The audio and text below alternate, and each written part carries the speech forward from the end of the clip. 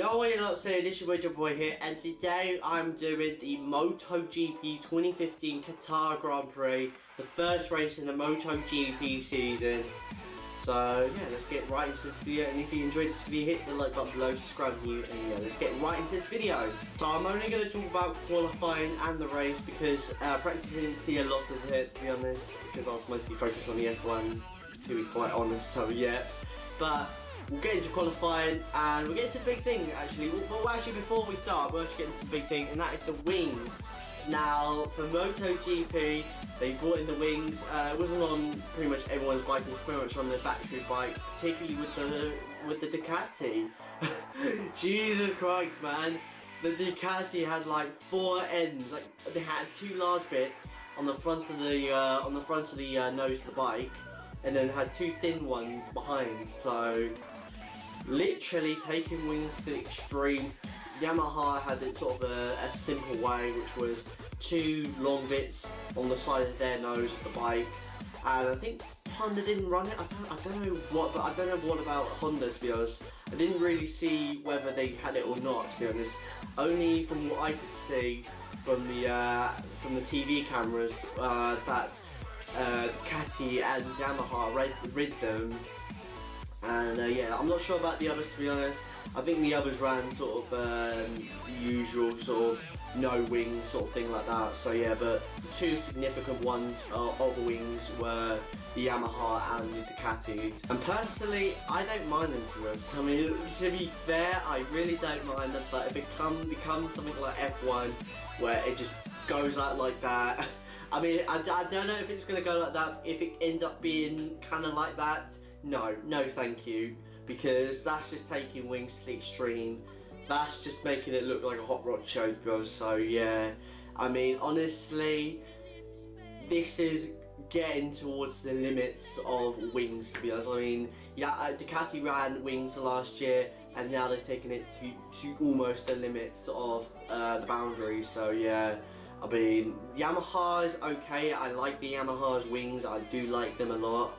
But yeah, like I said, Ducati's really taken their wings to the absolute extreme. So going into qualifying, we saw the open class bikes, and yeah, the open class bikes and the Suzuki's going out on the track for Q1. We saw a benchmark, a really good benchmark lap time from Alicia Spargo in the Suzuki.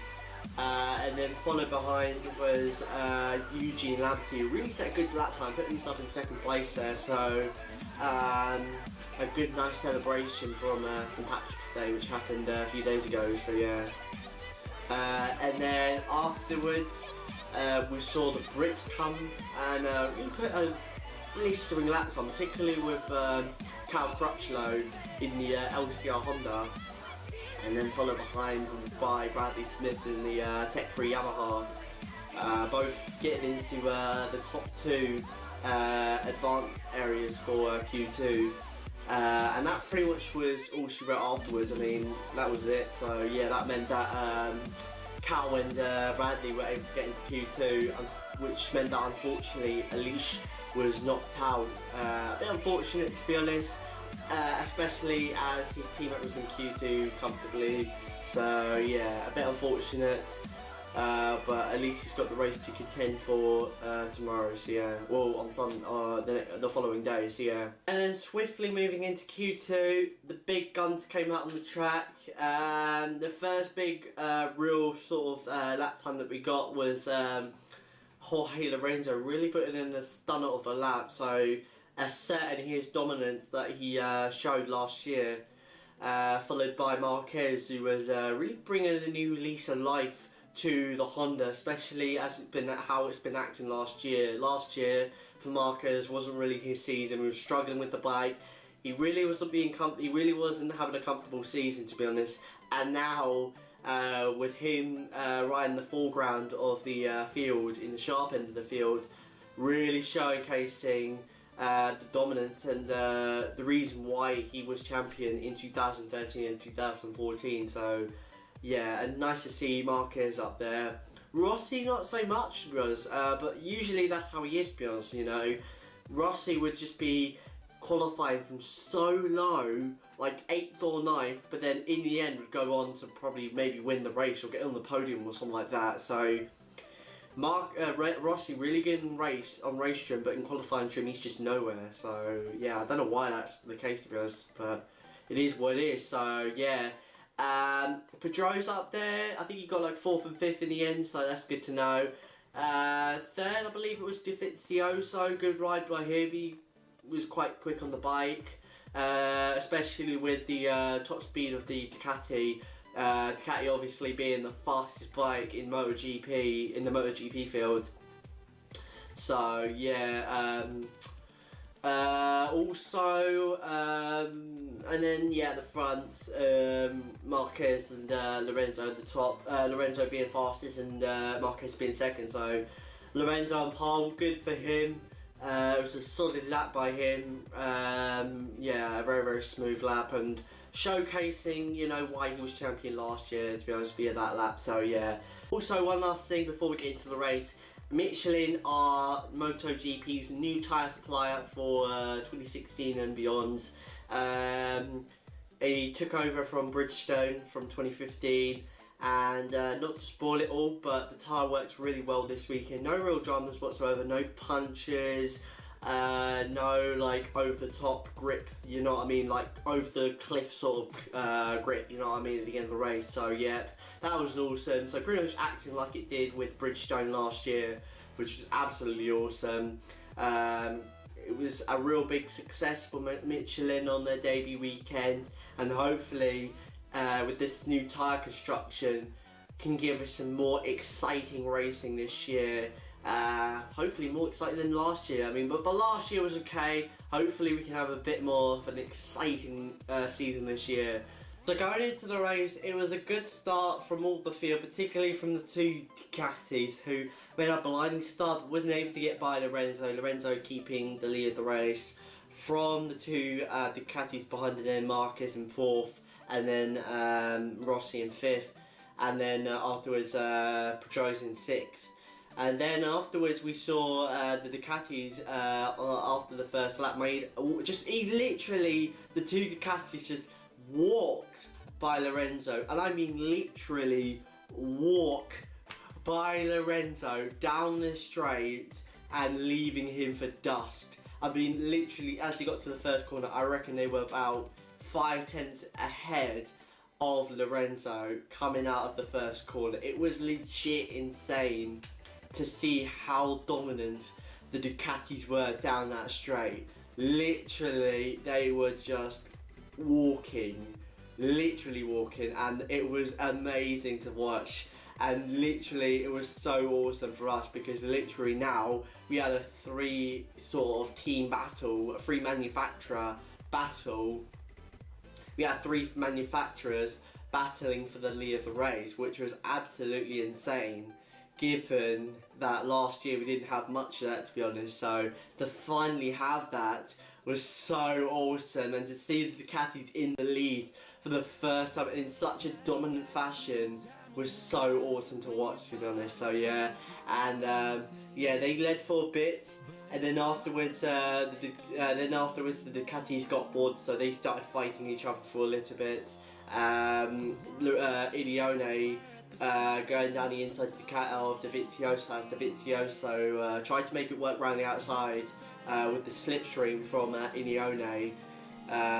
He basically, Idione on the exit of turn 1, basically had a bit of a moment, which made Dovizioso had to check up so that he didn't hit Idione, so that he wouldn't fall off his bike. So yeah, and then afterwards he had a bit more of that until he got into this sort of swish swash area of the track where Idione just fell off his bike.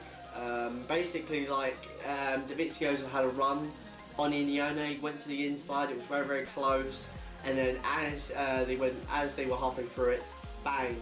Idione was out. He was gone. He was out of the race. Unfortunate for him there. You know, could have easily won the race, to be honest, but yeah. But I mean, that's the thing as well. I mean, I really think the Ducati shouldn't have been fighting that hard, especially as they were gunning for their first win in MotoGP for a long time. you know, to have a golden opportunity, but unfortunately to have one of them, you know, lose the opportunity because of them fighting was a bit of a shame, to be honest. So yeah, but it is what it is. It's MotoGP. That kind of shit happens. Yeah. And then afterwards, we saw Dovizioso taking the lead of the race, and then I think about 10 laps to go, we saw Lorenzo overtaking Dovizioso. I think it was around the tight areas of the track, in the middle part of the track.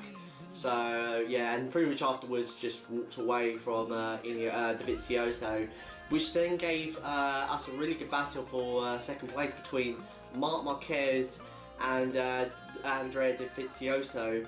Both of them really pushing hard, particularly with Marquez, who was really wringing the neck of that Honda bike, trying to get by Dovizioso so that he can go on the attack of Lorenzo ahead of him. So yeah, he tried, but unfortunately he had to settle for third place from Dovizioso in second place. Excuse me. Fourth was Rossi, unfortunate, but is what it is. Fifth was Pedrosa, good ride by him. Sixth was Alicia Spargaro, and who was eighth? I'm not entirely sure who was eighth, but yeah. But in the end, it was Jorge Lorenzo who took the victory, really continuing his dominance from last year, really putting himself on the top of the championship, asserting himself towards that fourth world championship in his MotoGP career, which is absolutely awesome, you know. So yeah. So yeah, good ride also from Dovizioso, especially her defending off from Marquez behind. Marquez third, good ride by him. Tried so hard, but had to settle for third. Rossi, unfortunately, was kind of a lonely man behind the thrilling battle for second. And then Pedrosa's fifth, pretty much all on his own, to be honest. So yeah. So yeah, it was a very, very filling race. It wasn't really good. The start was good, and the middle was okay, and then the bit was a bit boring, I would say, to be honest. But yeah, it was still a good race nonetheless. And yeah. So I hope you guys enjoyed this video. If you did, then hit like button below, subscribe, and I'll see you guys next. Just wait one more. I'm out. Peace. Running like myself a fool, no point in trusting anyone. Your eyes of diamonds keep me up. Never thought that it could be this rough. No point in trusting anyone.